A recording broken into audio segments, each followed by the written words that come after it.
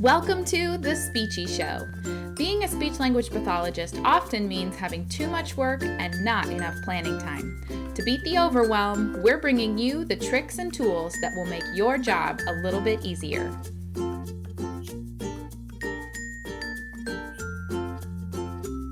The Speechie Show. I am your host, Carrie Clark from speechandlanguagekids.com. And I am here today to talk about inferencing with Hallie Sherman from Speech Time Fun. How are you, Hallie?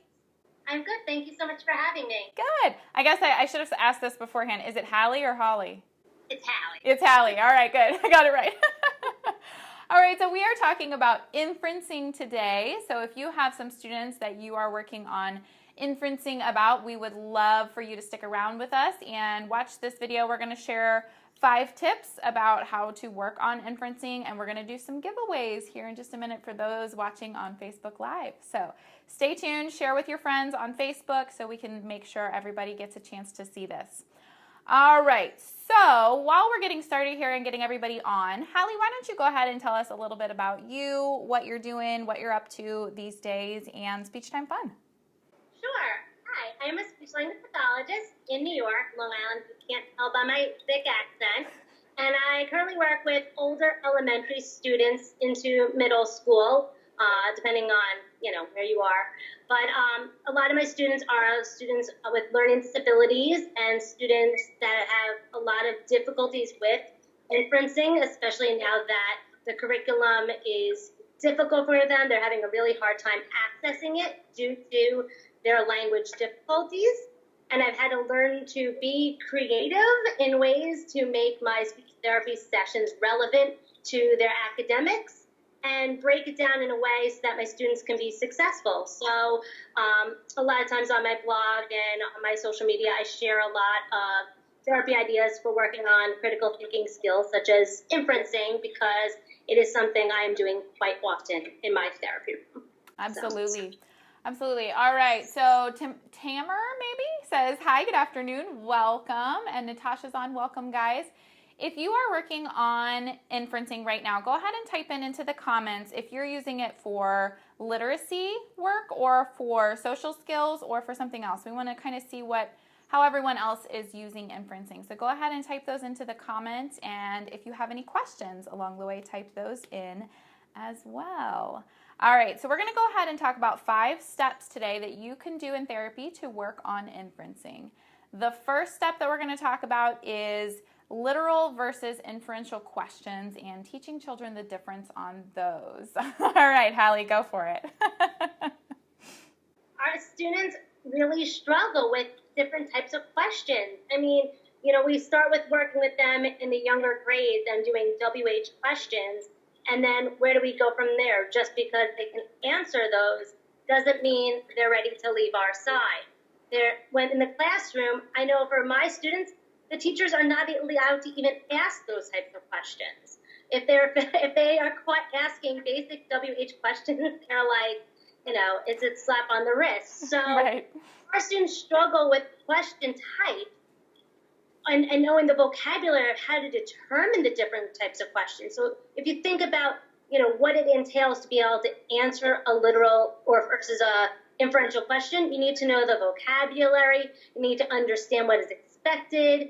And so a lot of times just something simple as getting students familiar and recognizing the different types and pinpointing the different types of vocabulary and wording used in the 2 different types, so they can say, okay, I see a question, it's just asking me who, so there's no magic keywords in there, so I'm going to just go look back for a character. But there's some other words like the word probably or might have, and that we have to show our students that the person asking the question is wanting more than just a look back and story type of answer. Okay, so how do you define for your children the difference between an inferential and a literal question? How do you explain that? I use a lot of visual aids. So I like to show, okay, look, this is a WH question, and when we find it, we're going to just look for it right in the story. I like to use a lot of props, just to make it fun and interactive and speechy. But just looking at the question, and if you can find it right there in the story, then it's a literal question. If it involves you to think a little bit, and I like to show them different keywords that they might see, like, well, that wouldn't tell you, but like those are more answer questions, but probably might have, what would you assume? What would you infer? How would you guess? And when you see those words, there's not a definite answer. And I use a lot of visual aids and a lot of modeling and prompting. And I like to show my students to think about their thinking. And I will use a lot of speech bubble visuals above my head and show them, oh, I see the word probably. That means the answer's not right there in the story. That means I have to think a little bit. So absolutely. I love that. Okay, so the first tip then is literal versus inferential, teaching them the difference between that. And then you touched on our second tip today, which is to teach the vocabulary of inferencing. So talk about how that looks. Okay, so just getting very familiar with it in the text and in their answers. So, like, I like to just drill. I mean, I do at crafts. I have visuals. I think, I hope, I predict, I conclude. I will just drill and drill and drill and just bombard them with this vocabulary. And I make them use it over and over in their, we just have conversations. We'll play different guessing games. We'll play, like, guess where Mrs. Sherman was this weekend. And I'll bring in random artifacts. And I'll say to them, you don't know, you weren't there with me. You're guessing. I was probably, where was I? So I like to do lots of different basic guessing games where I know they should know the answer, but I want them to just use the vocabulary and get familiar with it and just make it part of their conversational language. Absolutely. I think that's really key for our children with language disorders because they don't necessarily have strong vocabulary skills. So if you want to teach them a skill like inferencing, you have to have kind of a base level of vocabulary before they're able to start picking that up. Yes. Okay, so we have, Tamara is asking, what age do you start working on the vocabulary? Fourth grade, I would say. By fourth Did you grade, say fourth? Fourth grade, by fourth grade, they're expected in their curriculum to be using, inferencing skills. Before then, it's more basic guessing game type thing. So even younger grades, you can still get them familiar with is it a basic question or are we guessing? You can just do like guessing games. Mm-hmm. But after that, they're expected in the academic classrooms to know what a higher level thinking question looks like. So if they're expected in the classroom, then it's something we should be addressing as well to help piggyback off of what the teachers are doing and to make our therapy lessons relevant to the curriculum. Definitely. So that would be kind of hinting at it and exposing them to it before fourth grade, just using it in your normal conversations with the students. And then at fourth grade, really working on that formal instruction of teaching that vocabulary. That's what Hallie's saying here. And I like to use, I'll start with, I think that was my next tip, starting with pictures. This way we're taking out the reading of the activity. This way, a lot of my students are also poor readers. So, you want to determine, is it a reading disability or is it a language learning disability or a difficulty that you need help with? Mm-hmm. So, absolutely. On one of my pages on my website, which I'll have to go find the link to, but I just took a bunch of random pictures around my clinic and made an inferencing game out of that. So I came up to a table and I knocked all the chairs over and I put some toys on the floor and I took a picture. So you're going to have to use your background knowledge and what you're seeing in the picture to try to make a guess or an inference about what's happening. So I like that as well, using the pictures. I think that can be a really simple way to get started and talk about some of that vocabulary and kind of expose them to the idea of it. Yeah. Perfect. Okay, so we have talked about teaching the difference between literal and inferential questions. We've talked about teaching the vocabulary of inferencing. We've talked about starting with pictures. And next we're going to talk about using graphic organizers. Make sure if you are on Facebook Live that you are sticking with us. We are going to do some giveaways here in just a moment. And also go ahead and type those questions in and share it on your Facebook page so we can make sure that everybody's getting to participate in this today. Okay, so talk to us about graphic organizers and what you like to use for inferencing. Sure. I like to use graphic organizers for students to pinpoint their answers and organize their thoughts but also teach them what to be looking for. So whether it's something more elaborate like, what are your clues? What do you see? What was the question? So they can point out that vocabulary in the question to see if it was a literal or if an inferential question. And then they can make a guess just so that they can organize their thoughts. Or something more basic as taking a piece of construction paper. Nothing has to be that pretty all the time. But I put it in a dry erase sleeve so we can use it over and over with pictures or YouTube videos or whatever it may be. But it's really like, what do you see? This is the exact there. You're not guessing anything. You're just putting exactly what you see. I see a girl on a bench. I see, what facts from the story. There was, a bear in the woods, whatever it may be. And then what do you know? And this is where we pull out our background knowledge. I know that bears are scary. I know that girls should be in school. I don't know, whatever it may be. And then what can you guess? And so they know, and then we can teach them, I know this because of the facts and the background knowledge, and it's both.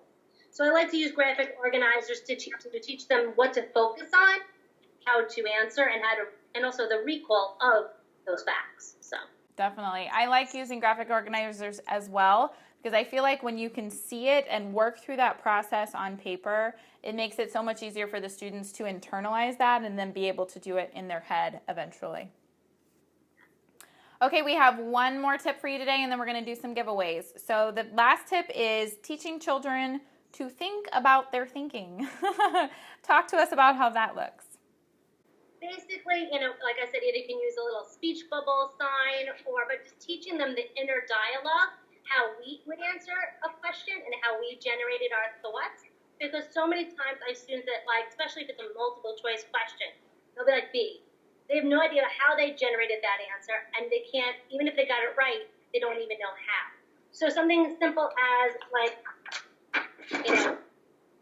what do we know? And I've heard this before, giving them the dialogue and modeling, these were all my models. It wasn't things that they said as we read a story. So just modeling out for them what they should be thinking. I've seen, Mrs. Sherman has a tissue. I know that tissues are used to blow your nose, and you blow your nose when either you have allergies or you're sick or maybe you're crying. So maybe, she's smiling, so she's not sad. So I like to teach them how I think about my thinking and the thought process and going through the different phases of developing my responses because they need that model. They don't. So just like they struggle with verbally saying their answers, they struggle with the internal language as well, developing what should be said as they're coming up with their responses. So just modeling it out, doing a lot of role playing, and just a lot of examples, and even and then let them recognize what's wrong. It's okay to let them do that too. Pick a random thing that's completely irrelevant, and can they point it out? That's not important. We didn't need to know that. Has nothing to do with the question. Something like that. Wonderful. I love that. Yeah. Elizabeth says meta skills are so important. They definitely are. I feel like it's like showing your work for language. When you do a math problem and you have to show how you got there, this is the showing your work of language. So many speech and language kids would hate to show their work in math. They just want to get it done. And it's the same thing with any language or reading passage, especially if reading is hard for them. But if we can teach them the different dialogues, that's something where they can maybe get some credit, where maybe their answer was off, but if they can explain how they got it, they can get credit for it because the teacher can see the connections that they made. Yeah. Yeah, I feel like that with my 3-year-old sometimes where I'm like, wow, that was a really random thing you just said. And then he kind of talks about why he said it. And it's like, oh, I can follow your train of thought there. Mm-hmm. But if we could teach our students to just do that on their own, no one has to be a detective. Yes. And we can help guide them and model for them how they can guide their thoughts a little better. Wonderful. All right, let's see. Okay, so Kathleen says thinking aloud strategy is very helpful. Absolutely. Okay, well, those are our 5 tips today. We are going to share some resources and some giveaways. So if you are here watching with us on Facebook Live as we are doing this, then you get to participate in our giveaways today. Okay, so what is your favorite resource for inferencing? You had a ton of stuff over there. So what's your favorite, and where can people find all this? I have a ton of inferencing activities on my Teachers Pay Teachers store, and I have tons of blog posts on inferencing, and I will put links in the comments afterwards. I have a blog post on using old Super Bowl commercials to work on inferencing, which is just a fun way to bring out YouTube, especially because it takes the reading outside of inferencing, which students just love. I also have a pack of working on text evidence. And this one comes with the literal versus inferential visual aid, so students can locate the evidence and also determine which questions given are literal versus inferential. So it gives them that practice. And my students just find that because I created it so that reading was a little bit easier, they can be successful and just work on the language piece. Mm-hmm. And then also, I have this is something free on my blog. It's just these visuals on a stick using just emojis, and they're just fun. And there's other ones that I have as well, but it's teaching literal versus inferential. And then I also use agree or disagree, because I want all my students listening to each other's responses and piggybacking off of them and being able to share another piece of evidence, another detail, another background knowledge piece that can add to the answer. Because how many times do we, one student is always the person that answers, and it's like, me too. Yeah. No, not in my speech room. Everyone has to answer something. I love that. That's so fun. Okay, so that is on teacherspayteachers.com. Is your page called Speech Time Fun over there? Yeah. Okay, so go to teacherspayteachers.com, search for Speech Time Fun, and they have a cool, and those are, sorry, go ahead. These are on my blog. I will put a link afterwards. Okay. They also have a really cool feature on Teachers Pay Teachers where you can search someone's store. So go to her store, type in inferencing in this search, and you'll find all of the inferencing stuff that you have, right? Yes, and I also have a custom category on the side. There you go. You're organized. I love it. I love it. Okay, so we're going to... Nice. It's a free resource on my TPT store. It's the vocabulary of inferencing. Excellent. Excellent. Okay. Lots of fun resources for you then. We're going to go ahead and do our giveaways now. So we're going to do 2 giveaways. I'm going to ask a question. The first person to answer will get Hallie's giveaway, and the second person will get mine. So Hallie, what is your giveaway today? My giveaway is my Expressing Inferences Print and Go pack. It's really simple to prep. You can just put all the visuals right on a file folder. And it comes with a whole bunch of task cards and graphic organizers, and it's everything you need in a easy-to-prep pack. So. Love it. I love it. And where can people find that if they don't win today? Teachers Pay Teachers, and I'll put a link in the comments. Perfect. All right, so that'll be the first giveaway. The second giveaway today will be 2 free months in the Speech Therapy Solution. This is my premium membership for speech language pathologists. We are just starting our summer season right now, and I just released the SLP Survival Kit in the membership area. So this would be a great time to join up now. You're going to get emails each week to help you create your SLP Survival Kit, which is a bank of resources and activities that are no prep, so you can just pull it out at a moment's notice and have all of your therapy materials ready. So definitely head on over to speechandlanguagekids.com/join to get in there and get started on your SLP Survival Kit this summer so that you're ready to go in the fall. Okay, we're going to do 2 giveaways then. The first one will get Hallie's. The second one will get 2 free months in the Speech Therapy Solution. So here is the question, and this is not necessarily a right or wrong answer, but a what do you do? So the question is, what grade do you start working on inferencing skills? Now, Hallie talked a little bit earlier about what grade she starts working on it.